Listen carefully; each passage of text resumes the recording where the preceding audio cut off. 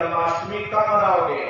जब तुम्हारी ये जीवात्मा 5 तत्व जल, पृथ्वी, अग्नि, वायु, आकाश और 3 गुण रजोगुण, तमोगुण, सतोगुण, 5 तत्व और 3 गुणों से परे होकर के ब्रह्म देश में पहुंच करके जब कृष्ण भगवान का दर्शन कर लोगे तब सही मायने में जन्म अष्टमी मनाई जाएगी।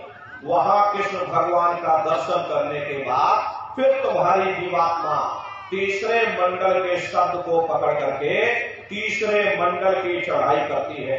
आगे पहुंची सुन जनकार, ररंकार ध्वनि सुनी पुकार, आगे श्वेत शून्य है भाई और मान सरोवर बैठ नहाई। उसी के ऊपर तीसरा देश आता जिसे महात्माओं ने शून्य देश कहा, उसी को रारण देश कहा जाता, उसी को अक्षर और नेति कहा जाता। वहां के जो मालिक हैं वो रारण पुरुष यानी कि पार ब्रह्म पुरुष है।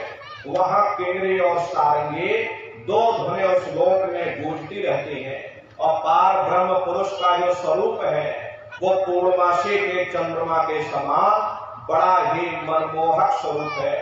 इसी स्थान पर प्रेमी भाई बहनों एक बहुत बड़ा अमृत का सरोवर बना जिसे महात्माओं ने मान सरोवर कहा। जब तुम्हारी ये जीवात्मा उस मान सरोवर में स्नान कर लेगी तो जन्म जन्मांतरों के मैले पाप कर्म साफ हो जाएंगे। खरे यहाँ के पानी से तुम्हारे कर्मों की सफाई नहीं होने वाली। ये बाहर का पानी तुम्हारे शरीर के मैल को धो सकता है, लेकिन जो पापों का मैल है, जो अंतःकरण में गंदगी जमा, वो जब साफ होगी जब आप तीसरे मंडल पर पहुंच करके उस गंगा में डुबकी लगाओगे। उसमें स्नान करने के बाद ये जीवात्मा हंस रूप हो जाती है। हंसन मिले हंसा हो जाए, मिले जो अमी हारा है। जीवात्मा का खुद का प्रकाश उस अमृत के सरोवर में स्नान करने के बाद 16 सूर्य के बराबर हो जाता। तो फिर यही जीवात्मा चौथे मंडल के शब्द को पकड़ करके चौथे मंडल की चढ़ाई करती है। 2 पर्वत के संग निहारो, भंवर पाते संत पुकारो। 2 पर्वतों को पार करने के बाद वो बड़ा सुंदर देश आता जिसे महात्माओं ने भंवर गुफा कहा। वहां के जो मालिक हैं वो सोहंग पुरुष है। वहां बंसी यानी मुरली की मधुर ध्वनियां सदा उस लोक में उच्चारण होती रहती। और सोहंग पुरुष का जो स्वरूप है वो दोपहर के सूर्य के समान महाप्रकाशवान स्वरूप है। स्वरूप में अंतर है। पहले स्थान पर निरंजन भगवान का जो स्वरूप है वो ज्योतिष स्वरूप है।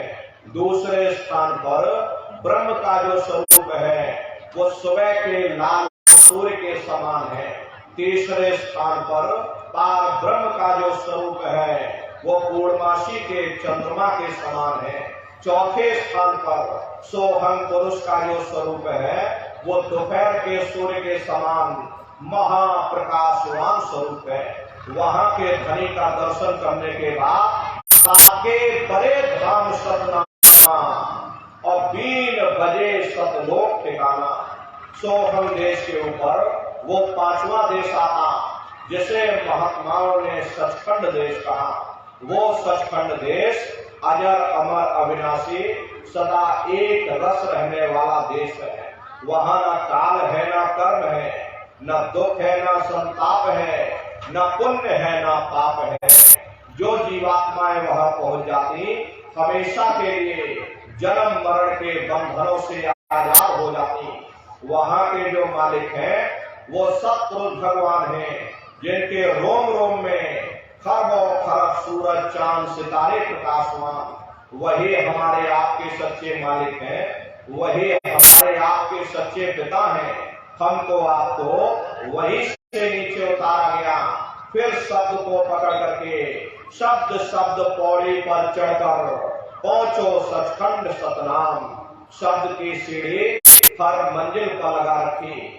आपने भजन किया घंटे शंख की आवाज को पकड़ा तो आप पहले मंडल पर चढ़ जाओगे, वहीं पर आपको दूसरे मंडल का शब्द सुनाई पड़ेगा, उसे आप पकड़ लोगे तो दूसरे मंडल पर चढ़ जाओगे। ऐसे ही शब्द दर शब्द, मंजिल दर मंजिल ये जीवात्मा अपने देश सचखंड में पहुंच जाती। तो शब्द का पकड़ में आएगा जब आप भजन करोगे। और भजन कैसे किया जाएगा, एक बार फिर से आप लोग समझ लीजिए। ये आंख और कान को बंद करिएगा, लेकिन मन को रोकिएगा। ऐसे समय पर तुम्हारा ये मन जरूर भागेगा। अभी आप सत्संग में बैठे हो, शरीर तुम्हारा यहाँ बैठा, लेकिन मन सारी दुनिया में भ्रमण कर रहा। किसी को पानी पीने जाना है, मन पानी पीने पहुंच गया। कोई बाल बच्चों को घर में छोड़कर आया, मन बाल बच्चों में पहुंच गया। कोई दुकान दफ्तर छोड़ करके आया, मन दुकान दफ्तर में पहुंच गया। कोई खेती बाड़ी छोड़ करके आया तो शरीर यहाँ बैठा, लेकिन मन खेत में जुताई कर रहा। तो ऐसे भजन से कोई लाभ नहीं होगा। जिन्होंने मार मंडाला उन्हीं को सूरमा कहना, और बड़ा बैरी ये मन घट में किसी का जीत ना कटना। अगर दुनिया में कोई हमारा दुश्मन है, वो केवल हमारा मन है।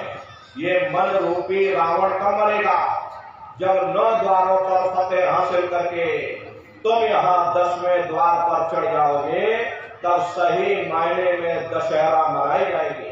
ये बाहर की दशहरा नहीं है जो लकड़ी का रावण बना देते हो और तो खाक करके घर चले आते, कहते भाई हमने रावण मार दिया। अरे महात्माओं ने कहा भाई सही मायने में तुम दशहरा कब मनाओगे, जब 9 द्वारों पर फतेह हासिल करके तुम यहाँ 10वें द्वार पर चढ़ जाओगे, तब सही मायने में विजयदशमी मनाई जाएगी। तब ये मन रूपी रावण मरेगा, तब तुम्हारी जीवात्मा, ऐसे जीवात्मा को महात्माओं ने राम भी कहा।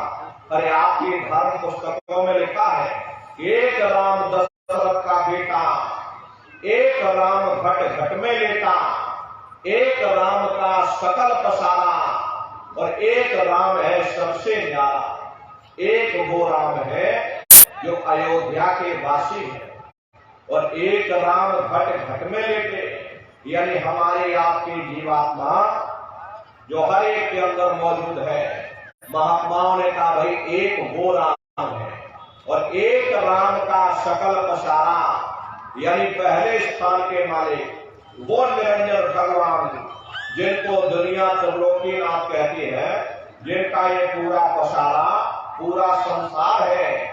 महात्माओं ने कहा भाई एक वो राम है, और एक राम है सबसे न्यारा, 5वें स्थान के मालिक वो सतपुरुष भगवान जो हमारे आपके सच्चे पिता हैं। महात्माओं ने कहा भाई एक वो राम है। तो महात्मा तो उस राम की महिमा गाते हैं। मोटी बात आप लोग पकड़िए कि भजन कैसे करोगे। तो ये आंख और कान को बंद करिएगा, ऊंचा ध्यान देकर के सुनना। सीटी जैसी आवाज शुरू में आपको सुनाई पड़ेगी, उसको पकड़ लेना, सुनते रहना। सुनते सुनते उसी में लीन हो जाओ। जब आप उसमें लीन हो जाओगे, कुछ समय बाद में दोबारा आपको अनुभव होगा कि कई बड़ी दूर से एक महीन आवाज, घंटे और शंख की आवाज हमारे कानों में गूंज रही। जब घंटे शंख की आवाज आपको सुनाई पड़ने लग जाए, तब आप सीटी की आवाज को छोड़ देना और घंटे शंख की आवाज को पकड़ लेना। एक बार प्रेमी भाई बहनों, आप उस आवाज को पकड़ लो, फिर वो आवाज आपको नहीं छोड़ेगी, खींच करके शरीर से बाहर कर देगी। तो रोज आना, रोज जाना, रोज ब्रह्मांड की सैर करना, रोज देवी देवताओं के दर्शन करना, रोज राम के दर्शन करना, रोज कृष्ण के दर्शन करना। तो सुमरन, ध्यान और भजन 3 क्रियाएं आपको बताई है। रास्ता बिल्कुल सच्चा है, आप करोगे, आपको अनुभव होगा, दिखाई भी देगा और सुनाई भी पड़ेगा। लेकिन जो दिखाई सुनाई पड़े, अपने अंदर हजम करिएगा। जितना हजम कर ले जाओगे, उतना रास्ता खुलता चला जाएगा। तो सुमरन, ध्यान और भजन नित्य नियम से आप लोग करिएगा, नागा नहीं होना चाहिए। अरे शरीर को भोजन आप देते हो, सुबह दोपहर शाम खाते हो, लेकिन कभी आपने विचार नहीं किया ये जीवात्मा जो जन्म जन्मांतरों से भूखे प्यासे बैठे, कभी आपने इसको भोजन नहीं दिया। और इसका भोजन शब्द है, इसका भोजन नाम है। अपना ये नियम बनाइए कि पहले हम अपनी जीवात्मा को भोजन देंगे, फिर अपने शरीर को भोजन देंगे। अगर ये नियम आपका बन गया तो आपका लोक भी बन जाएगा, परलोक भी बन जाएगा। खरे प्रेमी भाई बहनों, मालिक को पाने के लिए तुम्हें घर बार छोड़ने की जरूरत नहीं है, तुम्हें समाज छोड़ने की जरूरत नहीं है, तुम्हें जात और बिरादरी बदलने की जरूरत नहीं है। खरे जात पात के रगड़े झगड़े ये हमारे अपने नहीं है, ये सिर्फ हमारे मन की खुराफात है। आप सभी लोग बुद्धिमान हो, अपनी अपनी बुद्धि से आप सभी लोग विचार करिएगा। जब गुरु नानक साहब नहीं आए थे तब कोई सिख नहीं था, जब मोहम्मद साहब नहीं आए थे तब कोई मुसलमान नहीं था, जब ईसा मसीह साहब नहीं आए थे तब कोई ईसाई नहीं था। और पीछे लौटते चले जाओ तो केवल मनुष्य ही मनुष्य रह जाते। ये रगड़े झगड़े किसने पैदा किए? ये हमने आपने पैदा किए।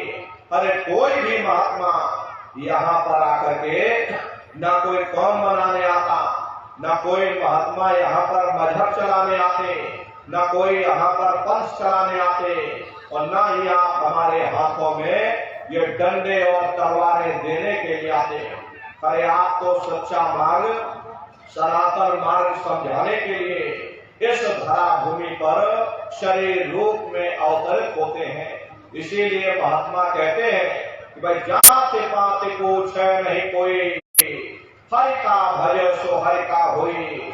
लोग यहाँ जात पात बनाते बनाते मर गए, लेकिन नारियों, जब तुम्हारी ये जीवात्मा इस मनुष्य रूपी चोले को छोड़ करके ऊपर धर्मराज की कचहरी में पहुंचेगी, वहां न तुमसे ये पूछा जाएगा कि तुम किस जाति के हो, तुम किस कौम के हो, तुम किस मजहब के हो, तुम हिंदू हो या मुसलमान हो, तुम हिंदुस्तान से आए हो या तुम पाकिस्तान से आए हो। अरे वहां तुम्हारे कर्म देखे जाएंगे, भक्ति भाव देखा जाएगा, मालिक से मिलने का प्रेम और प्यार देखा जाएगा। इसीलिए महात्मा समझाते हैं, भाई मालिक को पाने के लिए तुम्हें जात बिरादरी बदलने की जरूरत नहीं है, तुम्हें समाज छोड़ने की जरूरत नहीं है, तुम्हें घर परिवार छोड़ने की जरूरत नहीं है, तुम्हें जंगल और पहाड़ों में भटकने की जरूरत नहीं है, तुम्हें साधु सन्यासी और बाबा बनने की जरूरत नहीं। अरे भाई तुम अपने अपने घर परिवार में रहो, अपने अपने समाज में रहो, समाज के रीत नीति के अनुसार रहो, मेहनत और ईमानदारी से काम करो, और 24 घंटे में घंटा 2 घंटा अपनी जीवात्मा के कल्याण के लिए सुरत शब्द नाम की कमाई यानी कि सुमरन, ध्यान और भजन करिएगा। खरे प्रेमी भाई बहनों, यही दौलत तुम्हारे काम आएगी, बाकी सब यही पड़ा रह जाएगा। सुई की एक नोक भी तुम्हारे साथ में जाने वाली नहीं है। अरे बड़े बड़े राजे महाराजे आए, सारी जिंदगी उन्होंने ये किला बनाते बनाते गुजार दिया। आज उनके किलों को जाकर देखिए, आज खंडहर बने पड़े हुए हैं। विश्व विजेता सिकंदर सारी दुनिया पर राज करने का ख्वाब देखता था, वो भी मुट्ठी खोल करके चला गया। कोई क्या साथ लेकर जाएगा? जो चीज तुम्हारे साथ में जाने वाली वो केवल मालिक की भक्ति है। इसलिए प्रेमी भाई बहनों, वो दौलत कमा लो जो अंत समय में तुम्हारे काम आवे, वरना ये समय तुम्हारा निकलता चला रहा। ये श्वासों की पूंजी दिन प्रतिदिन कम होती चली जा रही। हम लोग कहते हैं कि भाई हमारी उम्र बढ़ रही, अरे आपकी उम्र बढ़ नहीं रही, आपकी उम्र दिन प्रतिदिन घटती चली जा रही। ये चंद श्वासों की पूंजी जो लेकर के आप बैठे हो, ये दिन प्रतिदिन कब होती चली जा रही। एक समय ऐसा ये बुलबुला तुम्हारा फूट जाएगा, फिर न जाने तुमको दोबारा मनुष्य शरीर मिले न मिले। अरे तुम भटकते रह जाओगे युगों युगों के लिए नरकों और चौरासियों में। इसलिए प्रेमी भाई बहनों, अहो भाग्य है आपका, आपको ये मनुष्य शरीर मिल गया।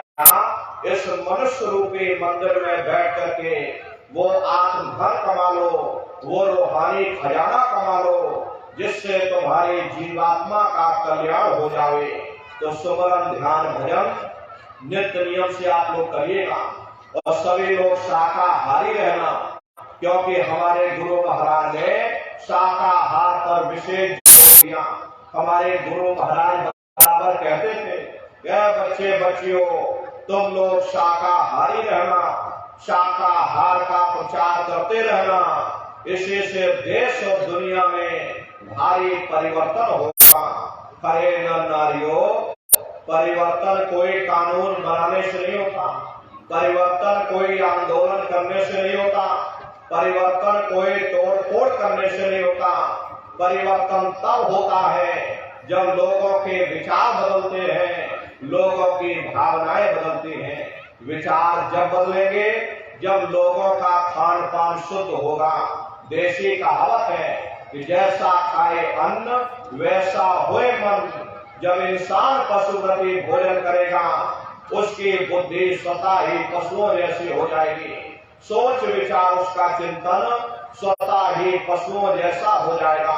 फिर जिस शराब की नशे में माँ बहन बेटी की पहचान खत्म हो जाए, उस शराब को पी करके यह कैसे पता चलेगा कि क्या अच्छा और क्या बुरा है। यही कारण है कि आज हर समाज में ये दुनिया भर के अत्याचार और दुनिया भर के व्यभिचार फैले हुए। अरे हम लोग मंदिर बनवाते हैं, उन मंदिरों में नहा धो करके जाते, कहते भाई परमात्मा के रहने की जगह है, हमको नहा धो करके जाना चाहिए, फूल अगरबत्ती ले जाना चाहिए। कोई उन मंदिरों में कूड़ा कचरा नहीं डालता। अगर कूड़ा कचरा डालोगे तो आपस में लाठियां चल जाएंगी। फिर ये जो हरि मंदिर है, ये पंच भौतिक शरीर जिसे महात्माओं ने हरि मंदिर कहा।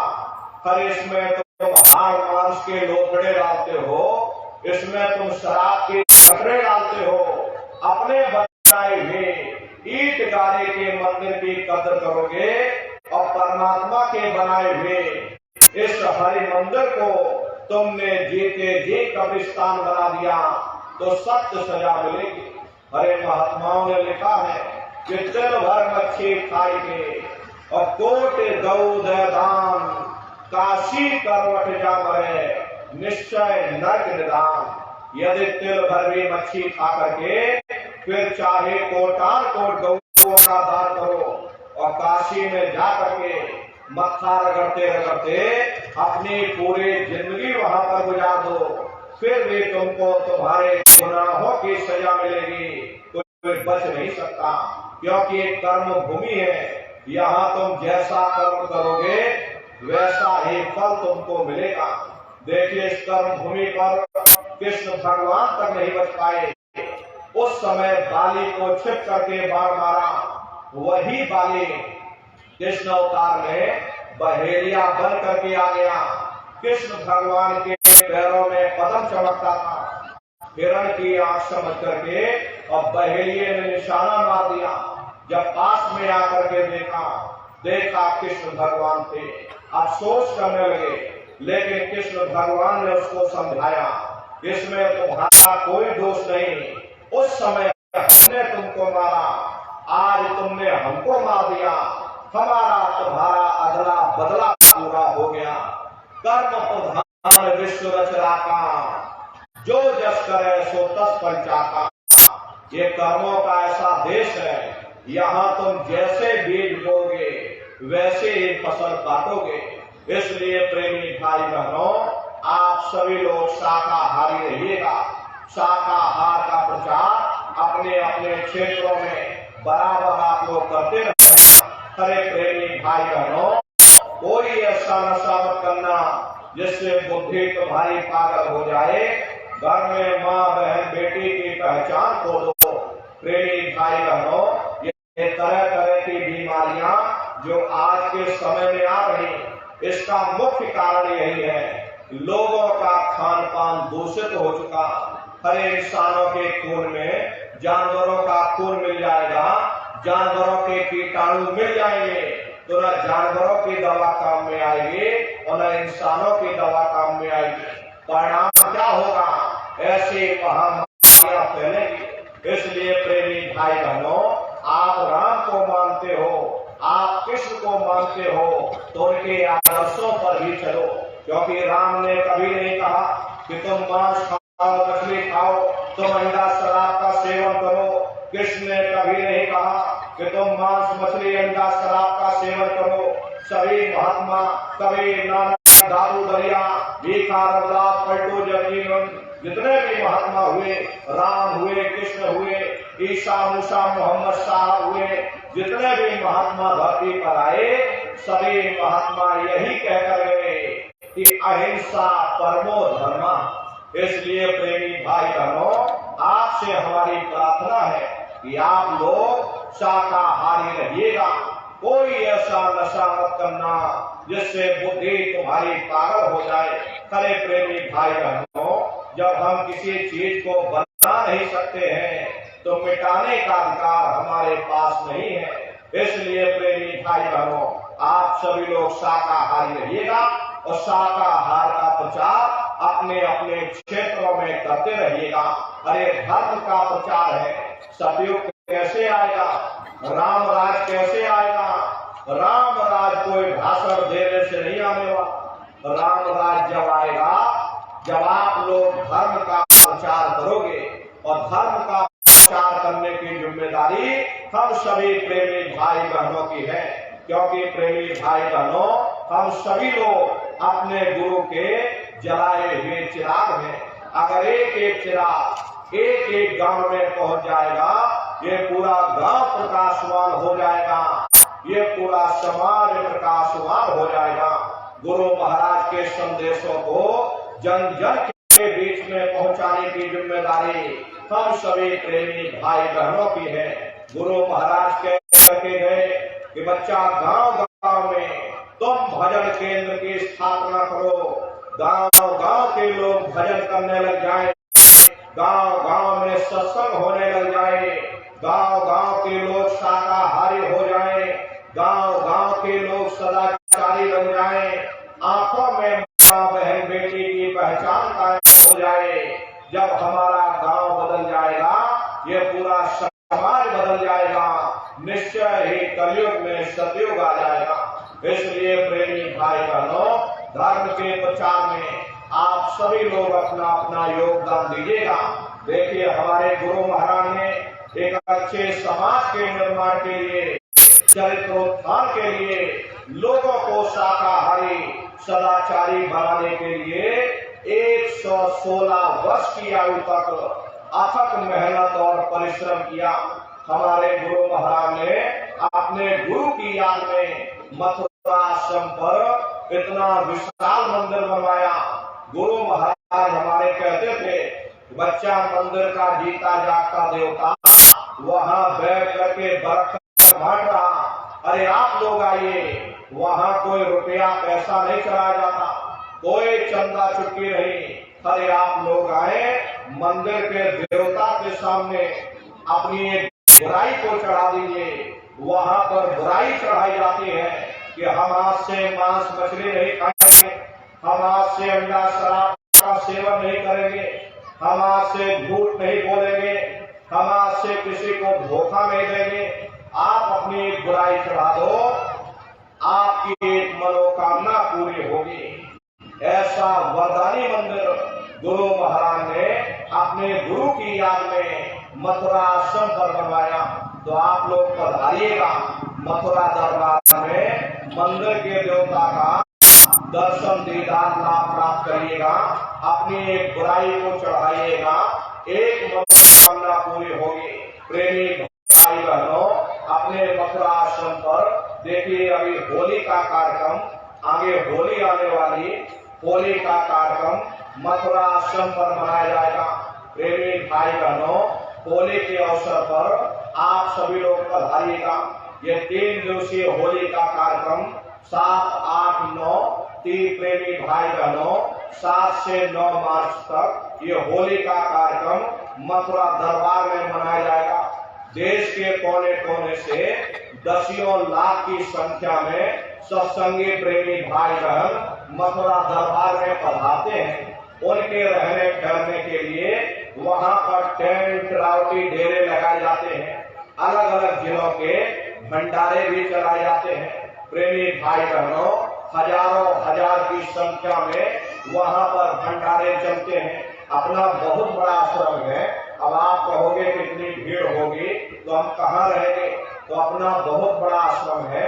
करीब करीब 10 किलोमीटर के व्यास में अपना ये आश्रम बना हुआ, वहीं पर ये कार्यक्रम होता है।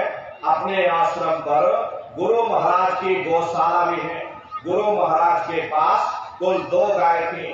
2 गायों का इतना बड़ा परिवार है कि आज के समय में करीब करीब 3000 गायें और 3000 से ऊपर सांड है।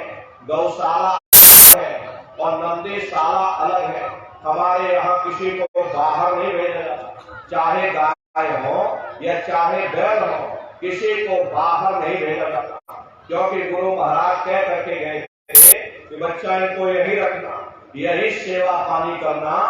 इसीलिए प्रेमी भाई बहनों, हमारे यहाँ पर चाहे गाय हो चाहे बैल हो, किसी को बाहर नहीं भेजा जाता। गौशाला अलग बना रखी है, नंदीशाला अलग बना रखी। 3000 के करीब गाय हैं और 3000 से ऊपर सांड हैं। बगल में अपना बहुत बड़ा अस्पताल है। उसी के बगल में अपना एक विद्यालय है जिसमें करीब 2,500 से 3,000 बच्चे निःशुल्क विद्या अध्ययन करते हैं। प्रेमी भाइयों, उनसे कोई फीस वगैरह नहीं ली जाती। कॉपी किताब, पढ़ाई लिखाई निःशुल्क है। संस्था वाहन करती है। प्रेमी भाई बहनों, आसपास क्षेत्र के 2,500 से 3,000 बच्चे निःशुल्क विद्या अध्ययन करते हैं। प्रेमी भाई बहनों, वो गुरु महाराज की कर्म भूमि है और गुरु महाराज की जन्म भूमि जिला इटावा, ग्राम खितौरा में है। जैसा भव्य मंदिर मथुरा दरबार में बना हुआ, उसी तरह से भव्य मंदिर गुरु महाराज की जन्म भूमि पर बन के तैयार हो चुका। 10 साल लग गए। धीरे धीरे काम चलता रहा और आज गुरु महाराज की दया कृपा से ही गुरु महाराज की जन्म भूमि पर ही भव्य मंदिर बन करके तैयार हो चुका। ताजमहल उसके सामने कुछ नहीं है। ऐसे 2-3 ताजमहल खड़े कर दोगे, एक भव्य मंदिर दिखाई पड़ेगा। पूरा मार्बल से बना हुआ है। प्रेमी भाई बहनों, करीब करीब 1000-1500 बीघा जमीन है। वहां पर ये अपना मंदिर बना। वहां भी अपना बहुत बड़ा आश्रम है। करीब करीब 1500 बीघे में अपना वो आश्रम बना हुआ। प्रेमी भाई बहनों, गुरु महाराज की वो जन्म भूमि है। गुरु महाराज की कर्म भूमि मथुरा दरबार और गुरु महाराज की जन्म भूमि खितौरा धाम। आप लोग पधारिएगा, अपनी आंखों से दर्शन दीदार लाभ प्राप्त करिएगा। ये होली का कार्यक्रम 7, 8, 9 मार्च 3 दिवसीय होली का कार्यक्रम मथुरा दरबार में मनाया जाएगा। सभी प्रेमी भाई बहन सपरिवार सादर आमंत्रित है। आप लोग पधारिएगा और अपने अपने बच्चों को भी बराबर सत्संग में लाते ले जाते रहिएगा। हम लोग ये सोचने लगते हैं, अरे बच्चों को क्या करेंगे ले जाकर, ये बच्चे छोटे हैं, इनको घर में रहने दो, इनको पढ़ाई लिखाई करने दो, ये सत्संग सुनना ये तो हम बड़े लोगों का काम है। ये बच्चे अभी छोटे हैं, इनको